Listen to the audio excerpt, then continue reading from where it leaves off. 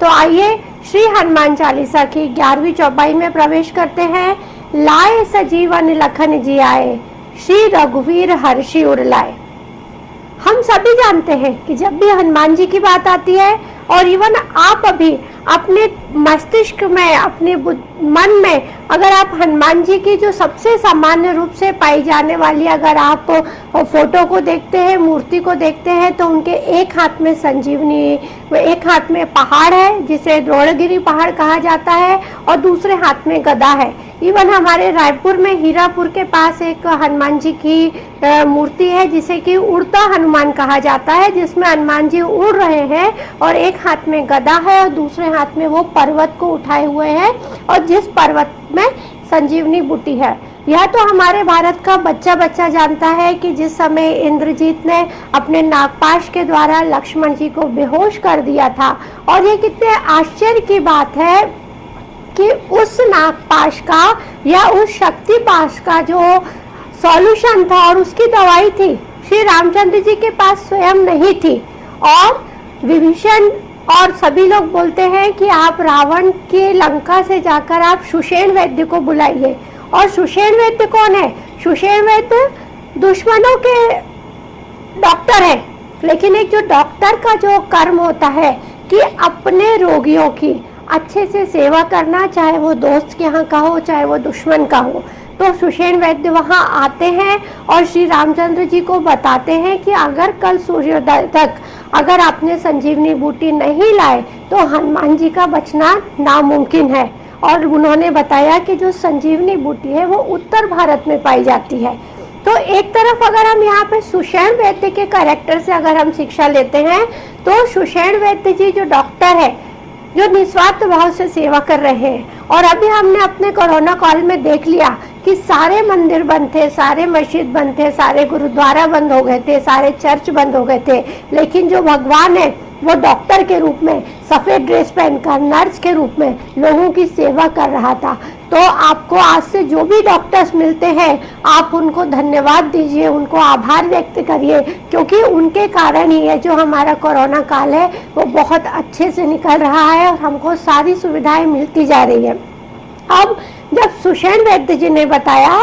कि जो संजीवनी बूटी है वो उत्तर भारत से आपको लाना पड़ेगी, तो वो लेकर कौन आएगा? तो अनायास ही सबका ध्यान हनुमान जी की तरफ गया, क्योंकि हनुमान जी ऑलरेडी एक बार लंका को क्रॉस करके सीता माता के सारे वेयर अबाउट्स पता कर ले आए थे। तो हनुमान जी वहाँ पे गए, और हमने सबने रामायण जिन्होंने पढ़ी है और जिन्होंने अभी रिसेंटली रामानंद सागर जी की रामायण देखी है, उन्होंने देखा कि हनुमान जी वहाँ पर गए और वहाँ पे जो उन्होंने द्रोणगिरी पर्वत को देखा, और वहाँ पे बहुत सारी जो जड़ी बूटियाँ थी वो चमक रही थी। तो उनको समझ में नहीं आया कि वो संजीवनी बूटी कौन सी है। तो उसमें से उन्होंने पूरा का पूरा पर्वत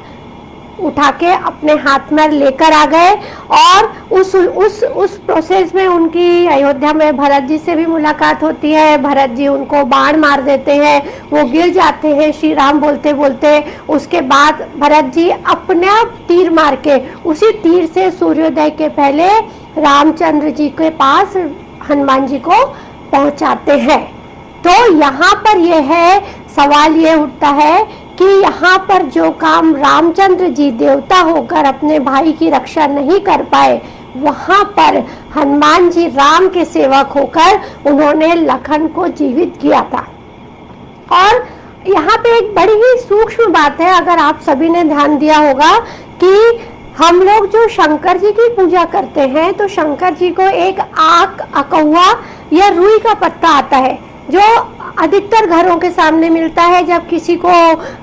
वो कांटा लग जाता है, तो कांटा लग जाता तो उसका दूध उसके अंदर डाला जाता है, ताकि उससे वो जो कांटा है बाहर निकल जाता है। और ये बोलते हैं कि जो आक या रुई के जो पत्ते का दूध है वो बड़े से बड़े विष को भी खत्म कर सकता है। और इसीलिए शंकर जी को वो आक के पत्ते और आक के फूल चढ़ाए जाते हैं। और वैसे ही अगर आपने उत्तर भारत में देखा होगा, तो जो हनुमान जी की मूर्ति को है वो शनिवार और मंगलवार को आक के पत्तों की माला चढ़ाई जाती है। मतलब जहाँ हर भगवान को, गणेश जी को धुआं चढ़ाई जा रही है, विष्णु जी को तुलसी चढ़ाई जा रही है, देवी को अलग प्रकार के फूल चढ़ाए जाते हैं, वहाँ पे एक शंकर जी, और जो शंकर जी के जो 11वें रुद्र अवतार है हनुमान जी, उनको आँख जो विषैला है और जो जहरीला है उसके पत्तों की माला पहनाई जा रही है। तो ये बड़ा सूक्ष्म विवेचन है कि आप ये देखिए कि शंकर जी में ही वो शक्ति है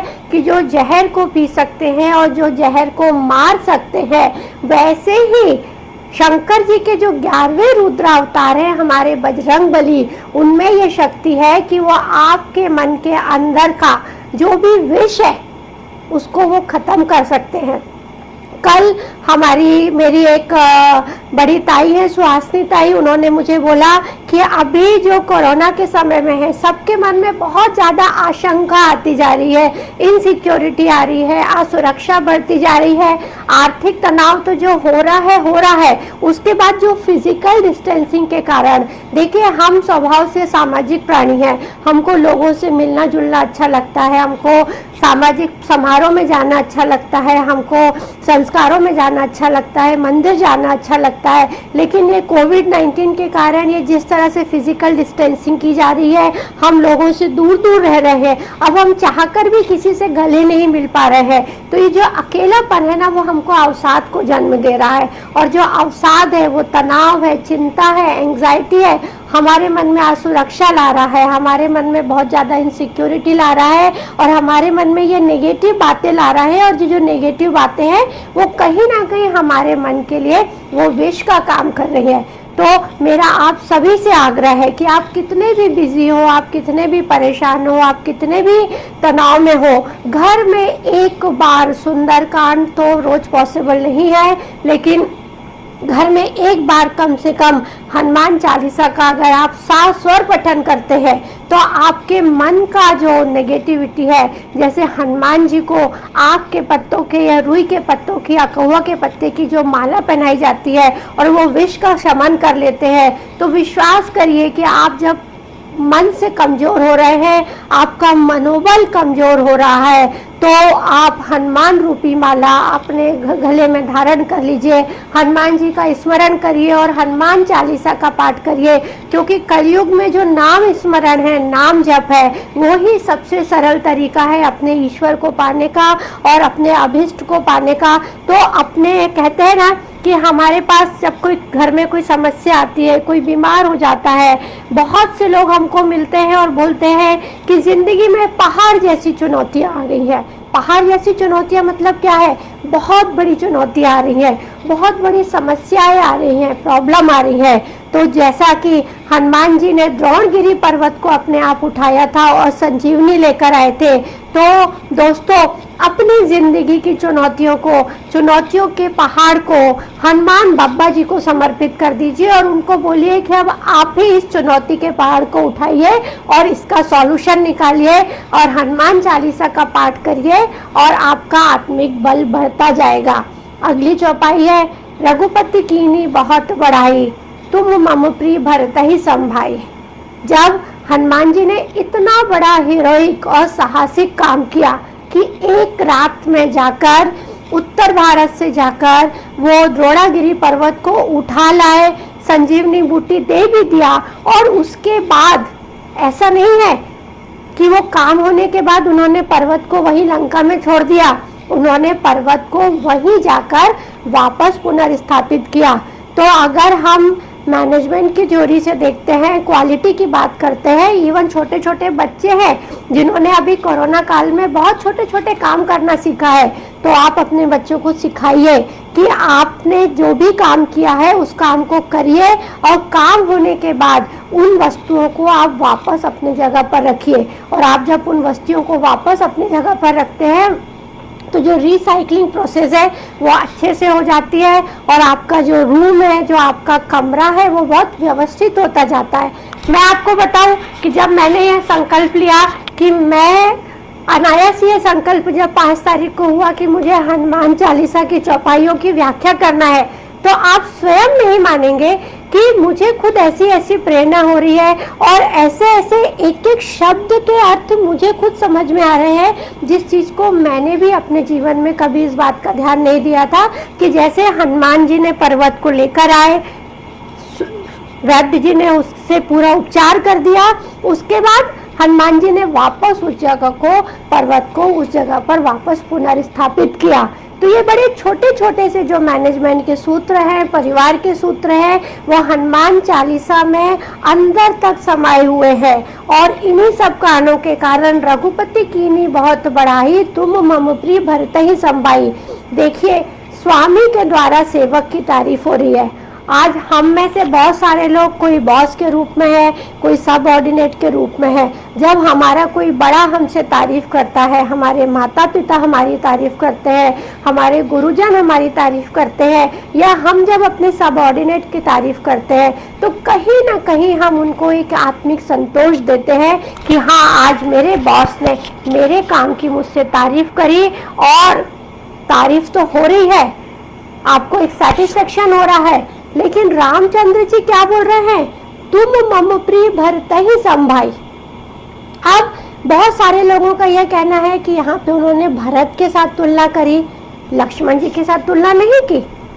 उन्होंने ये नहीं बोला कि तुम मेरे लिए लक्ष्मण जितने प्यारे भाई हो, उन्होंने कहा कि तुम तो मेरे लिए भरत के समान प्यारे भाई हो। लक्ष्मण तो कहते हैं कि वो जो विष्णु जी के साथ जो शेषनाग का अवतार था, वो लक्ष्मण जी थे, और लक्ष्मण जी के जन्म का उद्देश्य ये था कि वो जहाँ भी रहेंगे, जैसे भी रहेंगे, और जिस भी रूप में विष्णु जी रहेंगे, चाहे वो श्री राम रूप में रहे, चाहे वो श्री कृष्ण रूप में रहे, वो शेषनाग है तो वो उनके साथ में रहेंगे और उनकी सेवा करते जाएंगे। लेकिन भरत के साथ ये बात नहीं थी। अगर आप इतिहास देखें तो कभी भी जो भी लड़ाई झगड़े हुए हैं, वो जमीन जायदाद के पीछे दो भाइयों के बीच में हुए हैं। चाहे आप रामायण की बात करिए, चाहे आप महाभारत की बात कीजिए। महाभारत में इतना बड़ा महाभारत हुआ है, वो दो भाइयों के बीच की लड़ाई के हुआ है कि कौरव और पांडव के रूप, मैं तुमको 5 गांव भी नहीं दूंगा, और उस 5 गांव के, और मैं तुमको सुई की नोक के बराबर जगह भी नहीं दूंगा,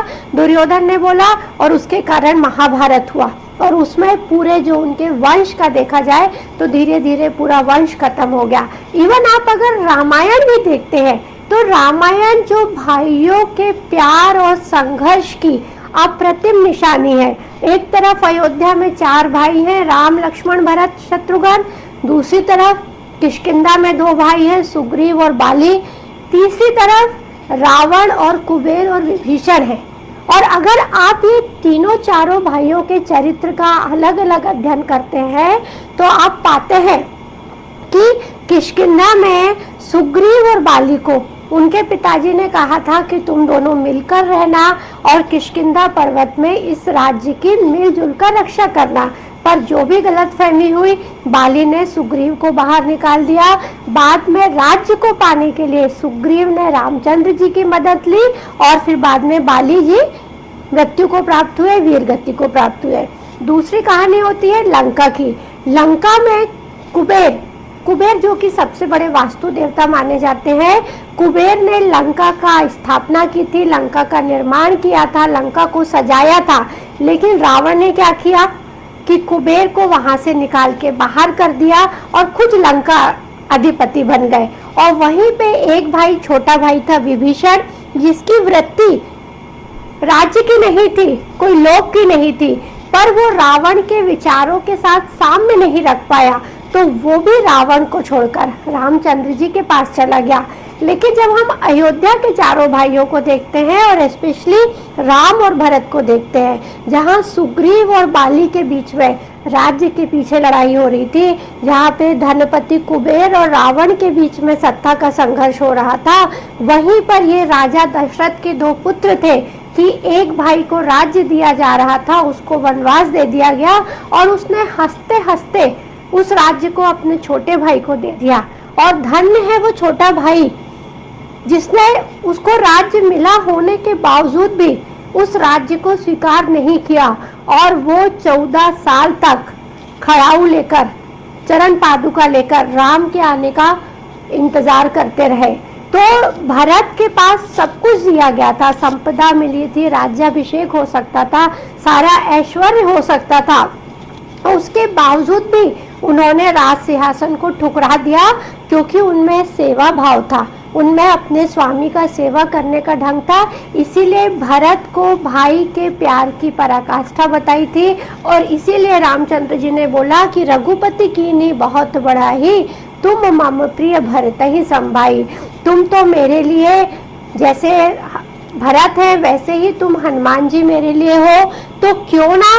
आज की ये 11वीं और 12वीं चौपाई पढ़कर, हम सुनकर, चिंतन कर, मनन कर, अगर आपके मन में कोई नेगेटिव भावनाएं हैं, कोई विषैले टॉक्सिक तत्व हैं, तो हनुमान चालीसा का पाठ करके उन टॉक्सिक तत्व को दूर करिए। और बोलते हैं ना, देवार्पण मस्तु, अगर हम कुछ अच्छा करते हैं, अच्छी पूजा करते हैं, तो लास्ट में हम आचमनी से जल कर अपने उस पूजा के फल को भगवान को अर्पित करते हैं। ऐसे ही अगर आपको ये 6 दिनों में समझ में आ रहा है कि मेरे मन में कोई नेगेटिव भावना है जो ना सिर्फ मेरे लिए हानिकारक है, अपितु वो मेरे परिवार के लिए, मेरे दोस्तों के लिए, मेरे सहकर्मियों के लिए भी हानिकारक है, तो तेरा तुझको अर्पण। अगर आपको समझ में आ रहा है तो हनुमान चालीसा का पाठ करिए, आचमनी में जल लीजिए और ईश्वर को अपने नेगेटिव गुणों को अर्पित कर दीजिए कि हे भगवान, मुझे इन गुणों से आप दूर करिए, ताकि मैं एक सात्विक और एक पॉजिटिव इंसान बन सकूं। और दूसरा, भरत के समान प्रिय भाई बन जाइए। अगर परिवार में कोई वैमनस्य है, कोई मन मुटाव है, तो आप आपस में बैठ के उस चीज का आप हल निकालिए, निष्कर्ष निकालिए। मैंने अपनी काउंसलिंग के सेशन में ऐसे बहुत सारे केसेस देखे हैं कि बहुत सारी छोटी छोटी बातों में, दो भाइयों के बीच में, भाई बहनों के बीच में, इवन माता पिता और पुत्रों के बीच में, देखिए पति पत्नी के बीच में जो वैमनस्य होते हैं वो तो समझ में आता है कि दोनों अलग अलग परिवार से होते हैं, दोनों की विचारधारा अलग रहती है, दोनों का पालन पोषण का एटमॉस्फेयर अलग रहता है। पर जब एक ही घर में दो बच्चों के बीच में अगर इस तरह से प्रॉपर्टी के पीछे, जायदाद के पीछे कोई क्लेश हो रहा है, वैमनस्य हो रहा है, तो मिलकर बात करिए, बैठिए, हर चीज का सॉल्यूशन निकालिए। क्योंकि वक्त निकल जाता है और उसके बाद हमको समझ में आता है कि हमारे जीवन में हमने कितनी बड़ी गलती करी है। और मैं हमेशा ये कहती हूँ कि भूल जाइए और माफ कर दीजिए, क्योंकि अगर आप किसी की गलतियों को अपने मन में याद रखते हैं तो वो जो मन में जो विष है वो आपके हृदय में रहता है, और वो धीरे धीरे आपके लिए स्ट्रेस का कारण बनता है, आपके तनाव का कारण बनता है। और मैं आपको बताऊं कि जितने भी ज़्यादा साइकोलॉजी में जो हम बोलते हैं साइकोसोमेटिक, मनोदैहिक रोग, वो पहले मन में उत्पन्न होते हैं, फिर आपके शरीर में उत्पन्न होते हैं। तो इसलिए अगर आप दो भाइयों के बीच में कोई मतभेद है, इवन भाई बहन के बीच में मतभेद है, तो कम्युनिकेट करिए, कनेक्ट करिए, आपस में बात करिए। और अगर आप नहीं कर पा रहे हैं तो किसी बड़े को आप अपने साथ में इन्वॉल्व करिए, और ताकि रामायण आपके घर में जागृत हो, आपका घर अयोध्या बने। और जैसा कि राम और भरत के प्यार की दुहाई दी जाती है, वैसे ही आपकी ज़िंदगी में आपके और आपके भाइयों की प्यार की दुहाई दी जाती है। अगर आप बड़े हैं तो बड़े बन जाइए, क्षमा बड़न को चाहिए, छोटन को उत्पात, उनको उत्पात करने दीजिए। ईश्वर ने आपको बड़ा बनाया है। और अगर आप छोटे हैं तो बड़ों के चरणों में जाकर उनसे क्षमा मांग लीजिए। तभी ये हनुमान चालीसा का चिंतन, मनन, अध्ययन हमारे परिवार में सुख और शांति लाएगा।